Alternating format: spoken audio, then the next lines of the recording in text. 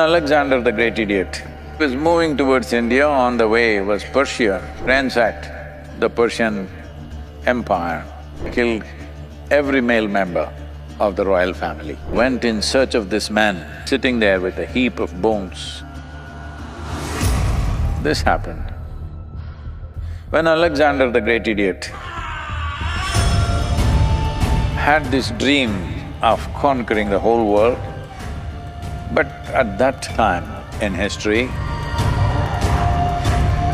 the important part of the world, and even today is, but at that time it was significantly so, was everybody wanted to conquer India because of the wealth and the culture and the most prosperous nation on the planet, all these things.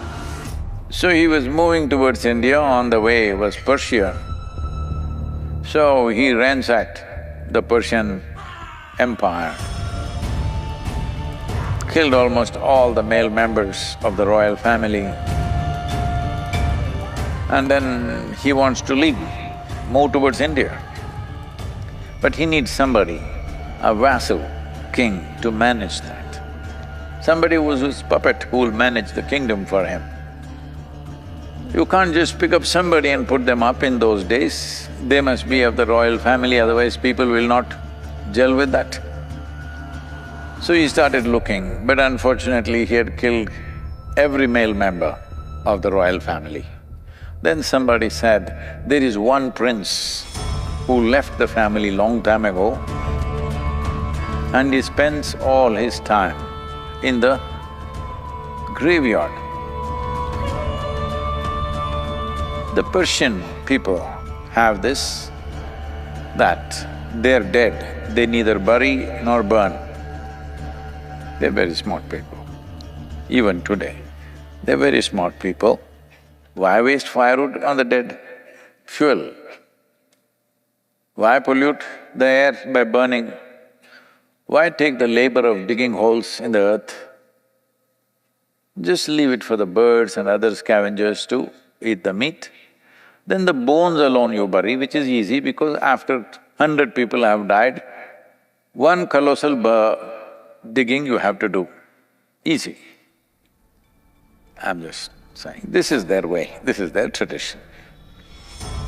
So this young prince left the family for years. He's been just sitting in this graveyard, watching these bones, trying to realize something.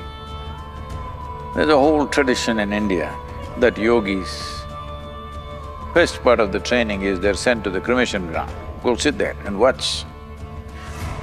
So Alexander went in search of this man.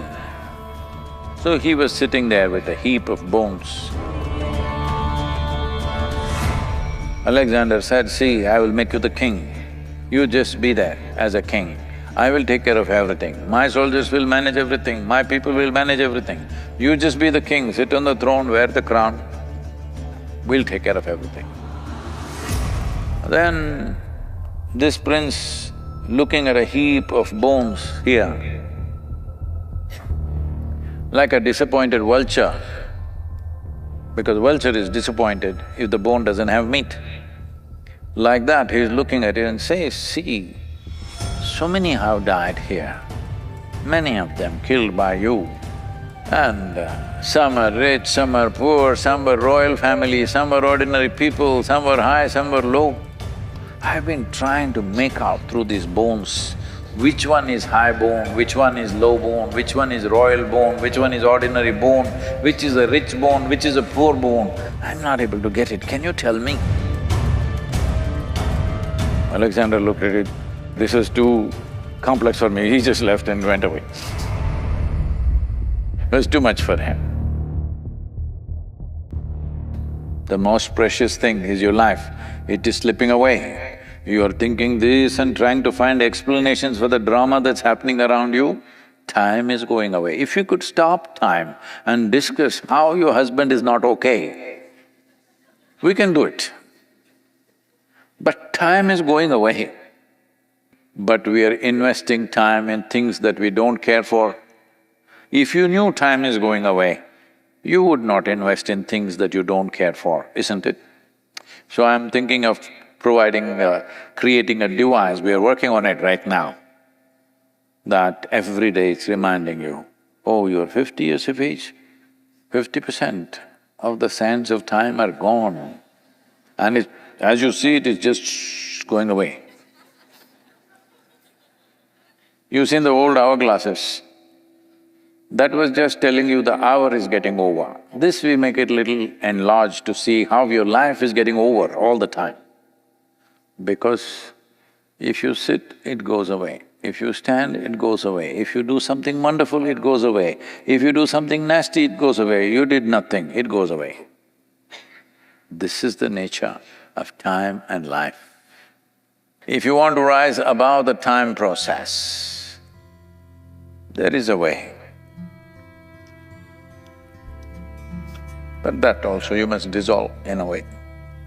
Otherwise, as long as you're a slave of time, it's best that you're conscious that time is slipping away. There is no time in this life to do anything that genuinely does not matter to you. Yes or no?